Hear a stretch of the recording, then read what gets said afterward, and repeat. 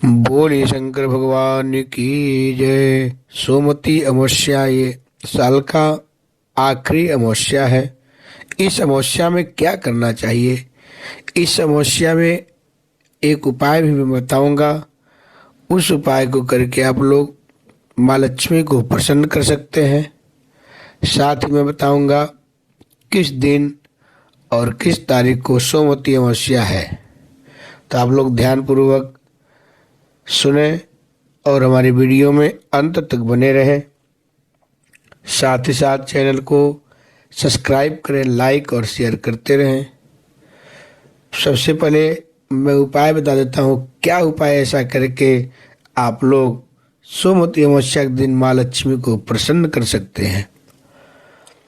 सबसे पहले मैं बताऊंगा, सोमवती अमावस्या के दिन आप लोग माँ लक्ष्मी का मात्र एक छोटा सा मंत्र बोल करके अपने घर में आगमन कर सकते हैं। आप लोग एक कमल का फूल ले लें और कमल का फूल ले करके माँ लक्ष्मी का अपने मन में स्मरण करना है, ध्यान करना है। और मैं एक मंत्र बोल रहा हूँ, इसको ध्यान से सुने और इस मंत्र को बोल करके उस कमल के फूल को अपने घर के मंदिर में लक्ष्मी जी को चढ़ा दें। फिर अगले दिन उस कमल के फूल को अपने तिजोरी में रख दीजिए। देखिए माँ लक्ष्मी कितना प्रसन्न हो जाएंगी और आपके घर का भंडार धन धान से भर जाएगा। मंत्र आप ध्यान से सुने। ओम श्रीम ह्रीम श्रीम कमले कमलालय प्रसीद प्रसीद ओम महालक्ष्मी नमः। इस मंत्र को कमल के फूल को अपने हाथ में लेकर के 11 बार बोलना है।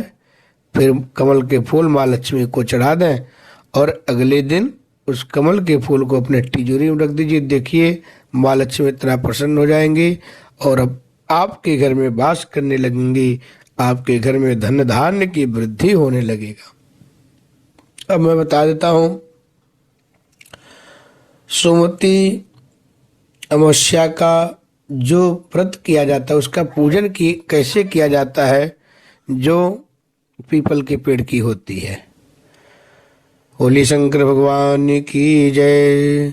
सोमवती अमावस्या को पीपल की जड़ में लक्ष्मी नारायण का पूजन करना चाहिए। माँ लक्ष्मी और भगवान विष्णु नारायण का पूजन करना चाहिए।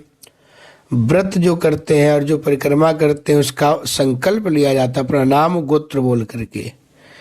फिर पीपल के जड़ में लक्ष्मी नारायण की स्थापना करके तथा जल चढ़ा करके पीपल के जड़ में सूत जो धागा होता है कलावा लपेट दिया जाता है।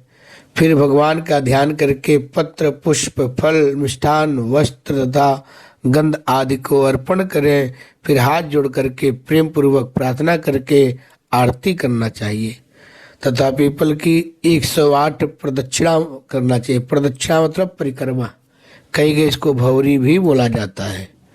ऐसा करने से भगवान धन धान्य से पुत्र पुत्र आदि से तथा सभी मनोवांछित फल को प्रदान करते हैं व्रती को।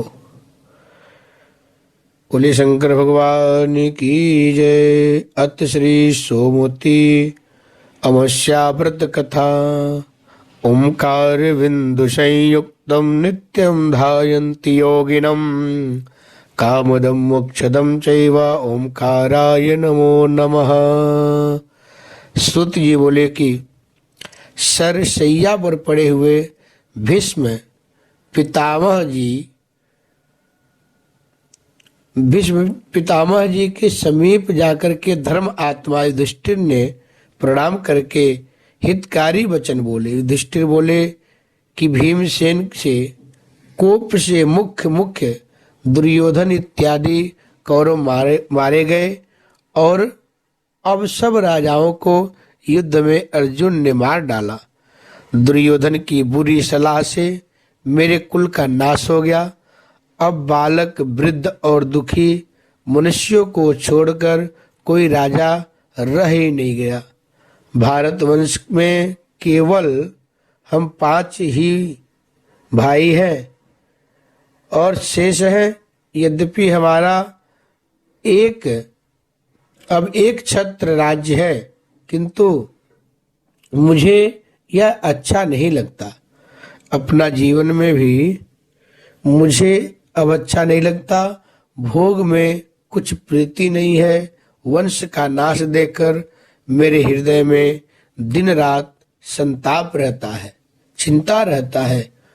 उत्तरा के गर्भ का बालक भी अश्वत्थामा के अस्त्र से जल गया। इस कारण इस पिंड विच्छेद को देख करके मुझे दुखना और बहुत दुख हो रहा है।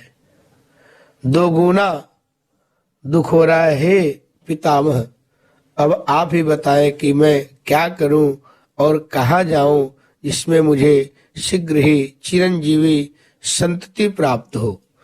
भीष्म जी बोले, हे राजन सुनो, मैं तुम्हें व्रतों में एक उत्तम व्रत बतलाता हूँ, जिसके करने मात्र से चिरंजीवी संतान की प्राप्ति होगी। हे युधिष्ठिर, जब सोमवती अमावस्या हो उस दिन अस्वस्थ पीपल के समीप जाकर के, जो अच्छा पीपल हो जिसका पूजा होता हो, वहाँ जनार्दन भगवान विष्णु का पूजन करें और उस वृक्ष की 108 परिक्रमा करें और उतने ही रत्न की धातु और फल ले लें, अर्थात 108 रत्न, सोने चांदी आभूषण श्रृंगार का सामान या बर्तन या फल या मिष्ठान, किसी भी चीज से परिक्रमा करना चाहिए। 108 प्रदक्षिणा में से एक एक वस्तु लेकर के प्रदक्षिणा पूरी करके अगले बार में दूसरा ले लें और रखते जाएं। इस प्रकार 108 प्रदक्षिणा में अपनी शक्ति के अनुसार 108 वस्तुएं देकर व्रत समाप्त करें। हे राजन, यह व्रत सोमवती अमावस्या का व्रत है।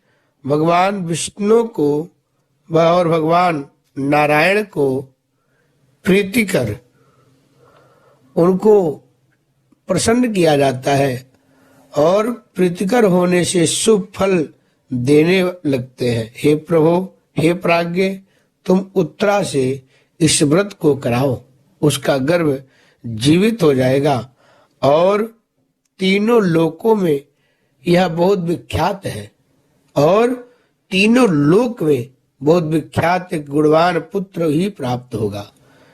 पितामह के वचन सुनकर युधिष्ठिर पुनः बोले कि उस व्रत को विस्तार के साथ कहिए। हे विभो, इस व्रत को मृत्युलोक में प्रथम बार किसने किया, इस तरह से उनसे प्रार्थना किए। बोले शंकर भगवान की जय। सोमवती अमावस्या 30 दिसंबर 2024 को है। यह साल का आखिरी सोमवती अमावस्या है, तो आप लोग इसका परिक्रमा भी करें और जो मैं लक्ष्मी जी को प्रसन्न करने के लिए उपाय बताया हूँ उसको भी करके अपने जीवन में माँ लक्ष्मी को प्रसन्न करें, अपने घर में माँ लक्ष्मी का वास कराएं। बोले लक्ष्मी मैया की जय।